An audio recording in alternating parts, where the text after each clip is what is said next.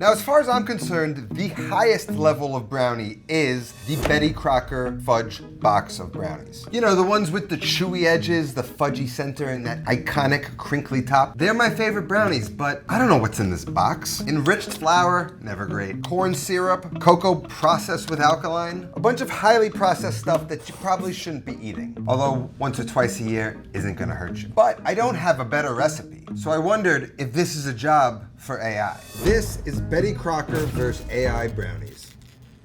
Now, when AI first came out, within a day or two, everyone and their mother made a "Can AI Cook" video. But that was back when AI was stupid. That was when it told me that I was a New York City restaurateur with a Food Network show. So I asked it, can you make a recipe that will replicate the taste and texture of the Betty Crocker Fudge Brownies, chewy edges, fudgy center, crinkly top. So we are going to be making Grok's exact recipe to replicate this. And it starts with 1 cup of granulated sugar. I'm using cane sugar. I'm gonna get that into a bowl. Then I'm gonna need a 1/2 cup of brown sugar. And the beauty of being able to make this home from scratch is not only the fact that you may not have a box around, but you get to use quality ingredients, quality sugars, and it's gonna make the same tasting thing feel a little bit better to eat. So a 1/2 cup of the packed brown sugar. So now we have our granulated sugar, our brown sugar in a bowl, and here we have a 1/4 cup of a neutral oil. Avocado oil, they got an algae oil now that's supposed to be good for you, something like that, or canola if you'd like. Now these 2 ingredients plus butter, which we're going to melt on the stove, that is going to be the trick to get that crinkly top. Somehow all of these combine so that when it bakes on the top, you're basically eating like a chocolate meringue. If you peel off some of that layers and taste it, you'll taste meringue, trust me. So now we're gonna set these off to the side before we melt this butter and just stir together the dry ingredients. Basically, you know, the dry mix of this box. And you could prepare this in containers and keep it in your pantry and just work in the sugar and egg mixture whenever you wanna make brownies. So for the dry mix, we're going in with a 1/2 cup of flour that I'm just going to spoon into a measuring cup and just level off. For some reason, and I don't know why, I'm not measuring this in grams, but I will add grams to the recipe.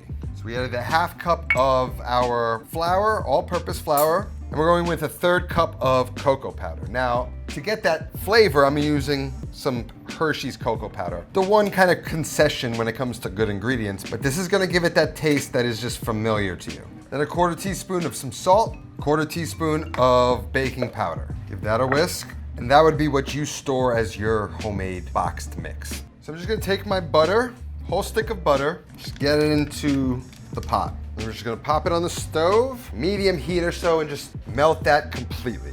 Once that melts, I'm going to add the sugar to the pan, then I'm gonna add the oil, and we're well on our way.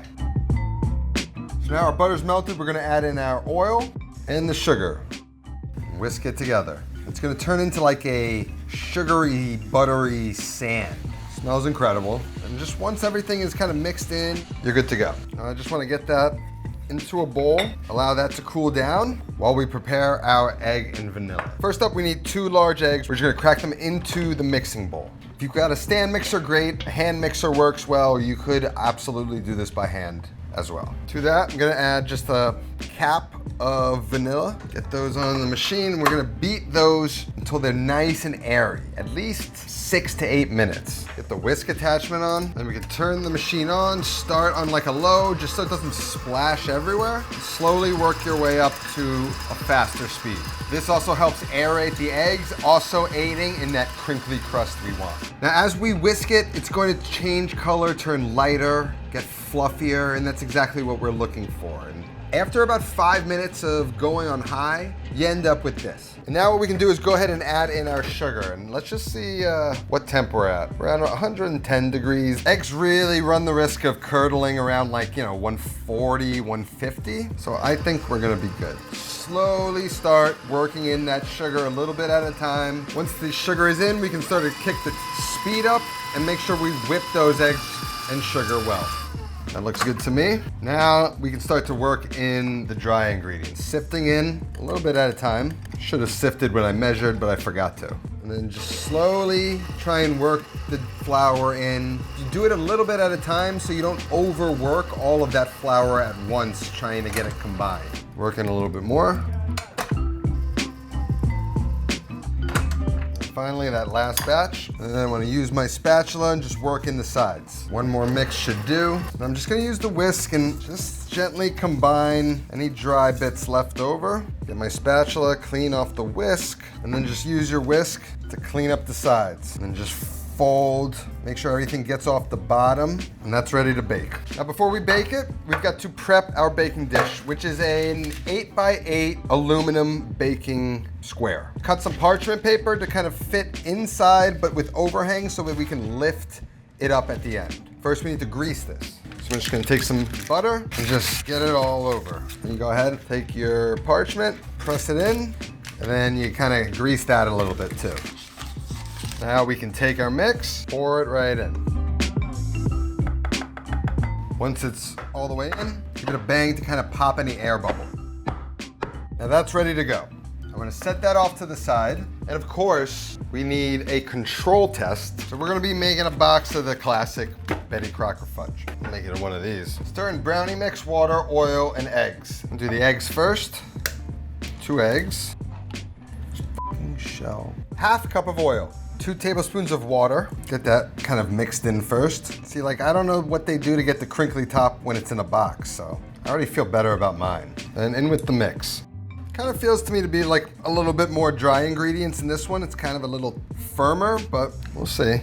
Sure, is that more convenient? Of course. I don't feel great about it though. Okay, let's judge the colors. Mine looks a little bit lighter. The Betty Crocker has a little bit darker of a color. Looks like we have the exact same amount of dough of each. I'm interested to see how close it gets. Now we have our oven set to 350 degrees. It says to bake theirs for 49 minutes, and my AI friend told me to bake mine for 25 minutes. What I'm gonna do is just basically forget those rules, use that as a guide, but use a cake tester and see how clean it comes out when I poke each one. So let's get them into the oven. So we got mine on the left, Betty Crocker on the right. And I'll set a timer for 25 minutes, giving them a rotate halfway through. Now while those cook, it gives us a second to talk about our fantastic sponsor today, which I'm thrilled to say is me and my new cooking school that I just launched over on Patreon. The first 2 lessons are out, how to make classic orecchiette and cima di rapa with that orecchiette. And after each lesson, you're given an assignment to replicate what I've taught. Then I ask you to document it via photo, video, however you feel comfortable, and share your questions, comments, concerns, so that we can all get together on a live stream and go over everyone's homework. And I've actually just received my very first student's homework that I must now review. Our very first live stream to go over everyone's work actually is happening this evening. So head on over to Patreon, join the cooking school, and help me cultivate the most elite squad of home cooks to ever exist. Our 25 minutes is just about up. Let's give them a check.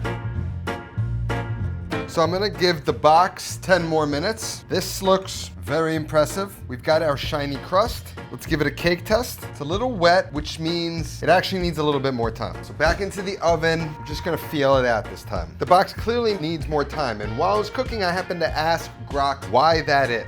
And it's a mixture of stabilizers, which take longer for heat to penetrate, more starch in the box, more wet liquid, so it's more hydrated, taking more time to cook. So a variety of reasons, but waiting 45 minutes for brownies to bake is kind of annoying. So points for my brownie mix. All right, looks like it came out clean. I mean, that looks pretty much exactly what I expect a Betty Crocker Fudge package to look like. Now, we need this to cool. Now the 10 minutes is up on the box, and oddly enough, I've got a better shiny, crinkly shell than the box does. Give it a cake test, clean. Now we need to let these cool down 20 minutes or so, maybe 30. Then we can pull them out and cut them up, see how we did. Now, ironically to me, outside of a little bit of a deflating happening on the homemade recipe, that looks more to me like the vision I have in my head of the Betty Crocker fudge than the actual Betty Crocker. It's a little bit less lacy than I had imagined it would be. So now let's cut them up into squares. I actually prefer them in a little bit smaller of a square. And as you can see, when we pull one of the center pieces, perfect, fudgy all the way through with that crinkly top. Then you pull out one of the side pieces, closer to the edge, it's gonna be much chewier, still a little fudgier to the center, and these things are gonna stay fresh for a long time. So let's get these guys plated. What a beautiful plate. Now, let's see this guy. A little thicker, A little cakier, a little less fudgy. Probably could have been baked a little bit under the package instruction. I'm gonna remain unbiased, but I think you know where this is going. Now you see, I had to cook these about 5-10 minutes longer, which proves that the way you use a recipe from something like AI, or any recipe for that matter, is not necessarily by the instructions verbatim. You gotta know that cake tester's too wet and to let it go a little bit more. And that's how you can successfully navigate any recipe. So now let's see what we got. Let's give the first one a try. Chewy, not as fudgy. Now let's try ours. It's no competition. Now the center is super fudgy. You could cook it a little bit longer and create a little bit more of a cakey texture. But if you want the cakey parts, it's around the edge. That's where you get that chewiness. So now you've seen the results. The test is final. I mean, you want to keep buying the box, go ahead. You want to go a new direction, recipe to this is going to be down in the description. What does this prove? AI's come a long way. Hope to see you tonight on my Patreon live stream for my new cooking school. And if you don't know what's going on, you really got to go check it out. That's where the new party is starting. That's all that I have today. I'll see you next time. Until then, take care of yourself and go feed yourself.